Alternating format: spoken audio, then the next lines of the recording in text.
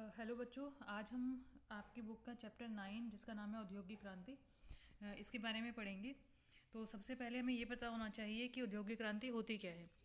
औद्योगिक क्रांति उस क्रांति को कहते हैं जिसमें उद्योगों में एक ऐसा परिवर्तन आना जिसमें माल का उत्पादन घरों में ना होकर कारखानों में होने लगे और बड़ी बड़ी मशीनों की मदद से होने लगे। उसको बोलते हैं औद्योगिक क्रांति। ठीक है। तो जो सबसे पहली बार जो प्रथम औद्योगिक क्रांति है वो कहाँ पे आई थी? ब्रिटेन में आई थी। और लगभग 1780 से लेके 1850 के दशक के बीच में औद्योगिक क्रांति हुई थी। इस टाइम पे इस समय वहाँ पे क्या हुआ, वहाँ के जो उद्योग थे उसमें और वहाँ की अर्थव्यवस्था में बहुत ज़्यादा रूपांतरण हुआ, मतलब बहुत ज़्यादा बदलाव आए। उसी को प्रथम औद्योगिक क्रांति का नाम दिया गया। अब बेटा ब्रिटेन है कहाँ पर?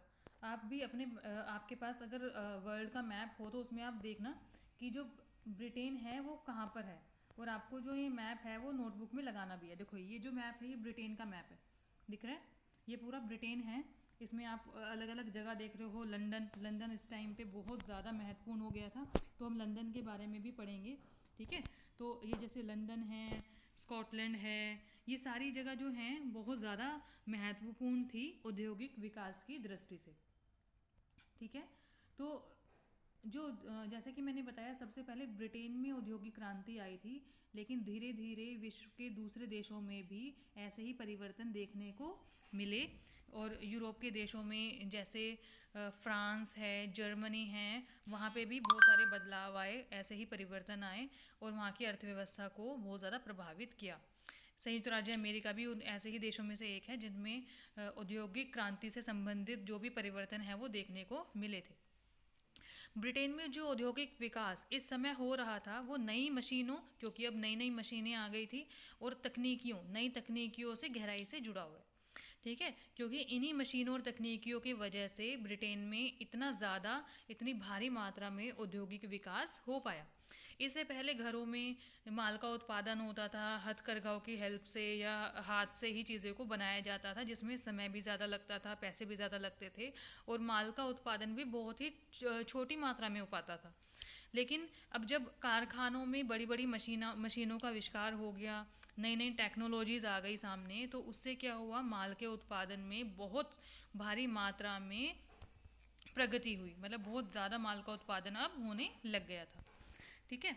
ब्रिटेन के जो उद्योग हैं उसमें शक्ति के रूप में या भाप के इंजन का या भाप का इस्तेमाल भी होने लग गया था। ऐसे ही ब्रिटेन का जो व्यापार है उसमें भी बहुत ज़्यादा विकास हुए। क्यों? क्योंकि अब जो परिवहन के साधन हैं उनमें भी नए नए आविष्कार हमें देखने को मिले थे इस समय पे। जैसे रेलगाड़ियों का आविष्कार हो गया, जल मार्ग में जो जल मार्ग होता है उसमें भी बहुत ज़्यादा इम्प्रूवमेंट हुई, मतलब सुधार हुए। जहाज़ों का आविष्कार हुआ, तो इससे क्या हुआ, परिवहन की गति बहुत ज़्यादा तेज़ हो गई। अब बेटा आगे चल के हम पढ़ेंगे कि जो औद्योगिकरण की वजह से कुछ लोग तो बहुत अमीर हो गए, समृद्ध हो गए, लेकिन कुछ लोगों की जो ज़िंदगी है, जो उनका जीवन है, वो और भी ज़्यादा खराब होता चला गया।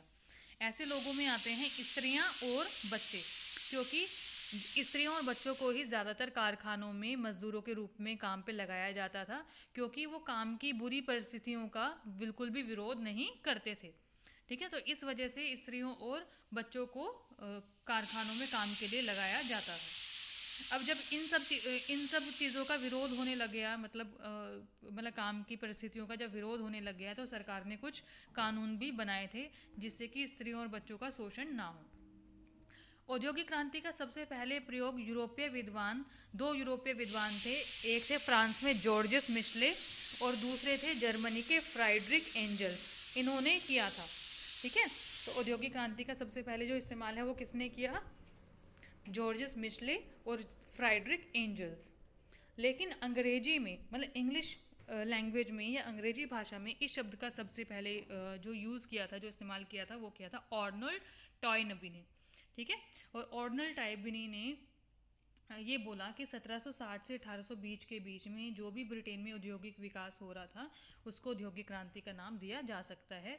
और उन्होंने ये जो औद्योगिक क्रांति जो शब्द है इसका इस्तेमाल सबसे पहले ऑक्सफोर्ड विश्वविद्यालय में अपने एक लेक्चर देते हुए इस वर्ड का इस्तेमाल किया था।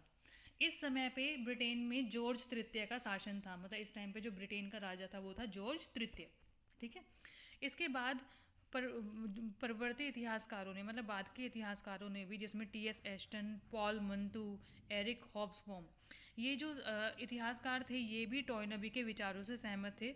इन्होंने भी ये बोला कि 1780 से लेके 1820 के बीच में ब्रिटेन में कपास और लोहा उद्योग, कोयला खनन, सड़क और नहरों के निर्माण, विदेशी व्यापार में उल्लेखनीय, मतलब ऐसी बहुत बड़ी मात्रा में आर्थिक प्रगति हुई थी, ऐसी प्रगति और किसी देश में देखने को नहीं मिली। तो इसी वजह से इन्होंने बोला कि जो भी ये परिवर्तन आ रहे थे इनको औद्योगिक क्रांति का नाम दिया जा सकता है। अब ब्रिटेन ही क्यों, मतलब ब्रिटेन में ही सबसे पहले औद्योगिक क्रांति क्यों हुई? इसका सबसे पहले एक तो रीज़न ये भी था कि जो ब्रिटेन था वो दूसरे देशों पर कब्जा करता था, मतलब दूसरे देशों को अपने कंट्रोल में लाके उन पर नियंत्रण करके उनसे क्या करता था, जो कच्चा माल है वो कच्चा माल लेता था और उसको बाद में ब्रिटेन में ले जाया जाता था।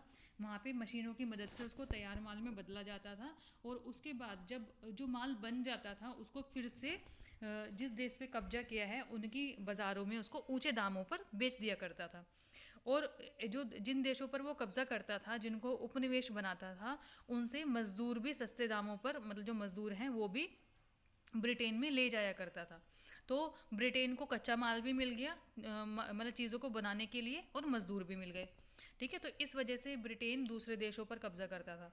और एक रीज़न ये भी था कि 17वीं शताब्दी से ही जो ब्रिटेन है वो राजनीतिक दृष्टि से भी बहुत ज़्यादा मजबूत था। ठीक है। इसके 3 हिस्से थे, इंग्लैंड, वेल्स और स्कॉटलैंड। इसने मतलब ब्रिटेन, ये जो ब्रिटेन है इसमें इसके 3 हिस्से हैं, एक इंग्लैंड, वेल्स और स्कॉटलैंड। इनको भी अपने ही मतलब अपने ही सीमाओं में मिला लिया था।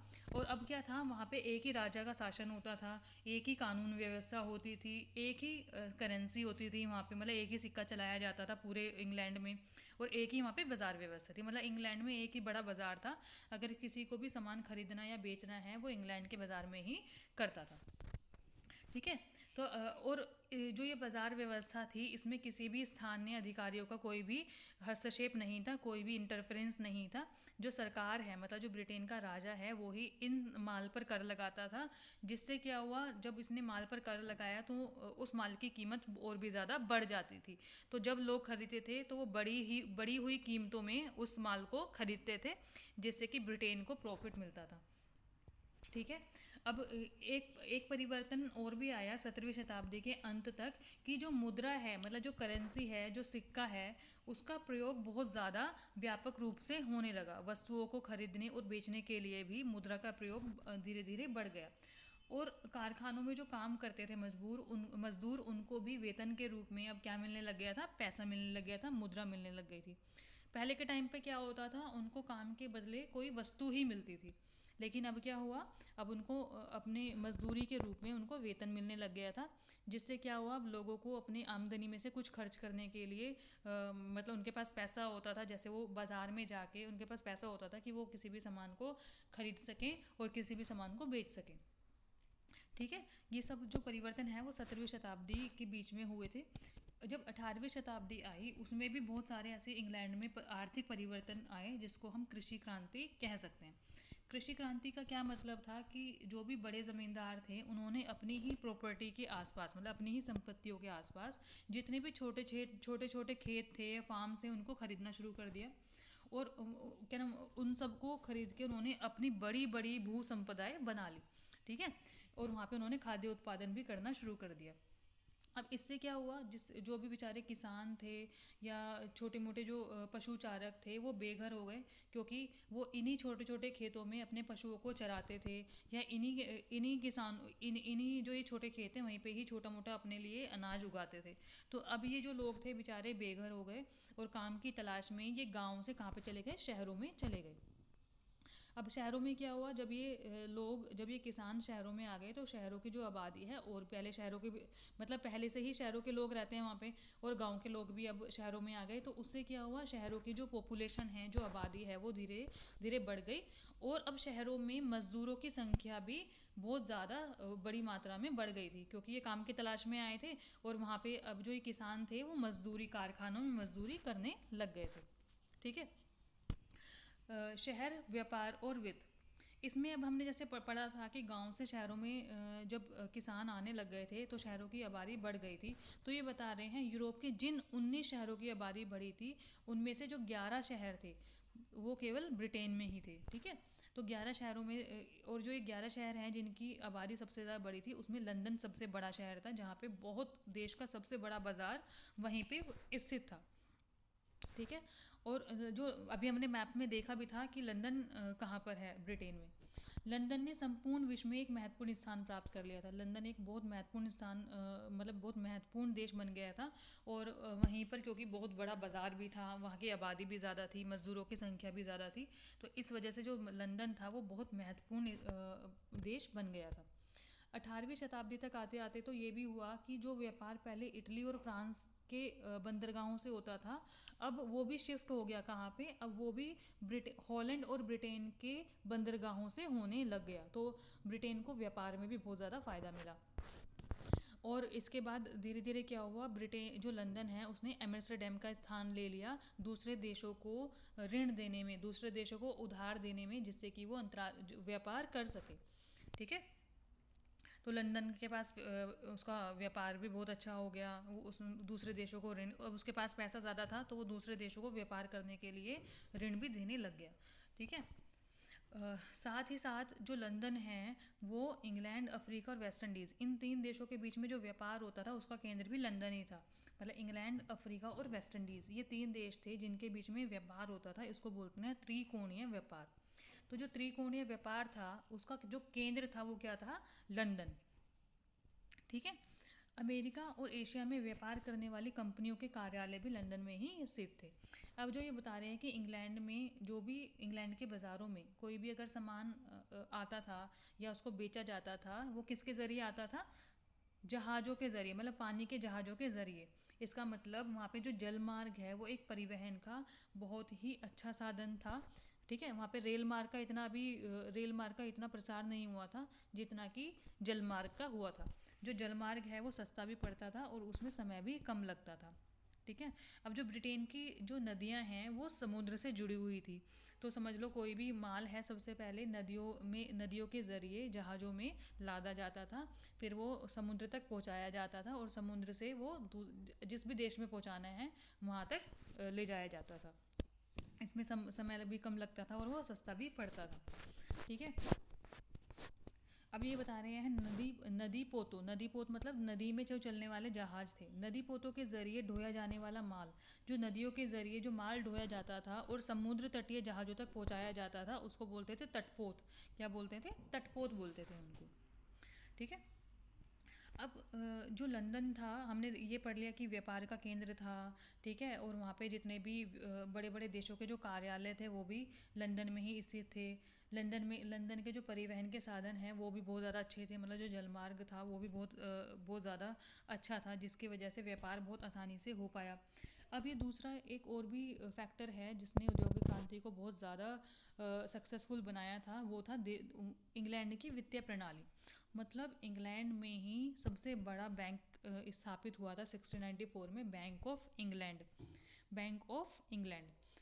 और 1784 तक तो इंग्लैंड में कुल मिलाकर 100 से अधिक प्रांतीय बैंक थे और अगले 10 वर्षों में उन बैंकों की संख्या 3 गुना हो गई थी। अब ये बैंक, अब तुम मतलब क्वेश्चन करोगे कि वो बैंक होने से क्या फ़ायदा हुआ। इंग्लैंड में बैंक होने से ये फ़ायदा हुआ कि अगर किसी भी देश को या किसी भी व्यक्ति को कोई अपना नया उद्योग स्थापित करना होता था या व्यापार चलाने के लिए अगर किसी को पैसा चाहिए होता था, वो इन्हीं बैंकों के द्वारा उपलब्ध कराया जाता था। ठीक है, तो बैंकों का ये फ़ायदा था कि वो जो पैसा है वो उधार में देते थे। अगर किसी भी व्यक्ति को या किसी भी देश को कोई भी उद्योग स्थापित करना है तो उनको आसानी से पैसा भी मिलने लग गया था। ठीक है बेटा, अब तुम्हें पता चल गया होगा कि ऐसे कौन कौन से रीजंस थे, ऐसे कौन कौन से कारण थे जिनकी वजह से ब्रिटेन में औद्योगिकरण हुआ। एक बार उसको रिवाइज कर लेते हैं। तो 1780 से लेके 1850 के बीच में ब्रिटेन में जो औद्योगिकरण हुआ उसके पीछे कुछ मेन कारण थे। सबसे पहला हमने बताया था कि गांव से आकर अनेक गरीब लोग नगरों में आ गए थे काम की तलाश में, जिसकी वजह से नगरों में या शहरों में मज़दूरों की संख्या में बहुत ज़्यादा वृद्धि हो गई थी। First reason.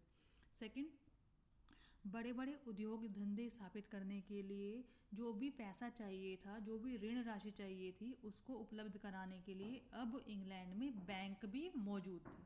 ठीक है, बैंकों के द्वारा आसानी से ऋण मिल जाता था, जिससे कि कोई भी व्यक्ति अपना उद्योग धंधा स्थापित कर ले।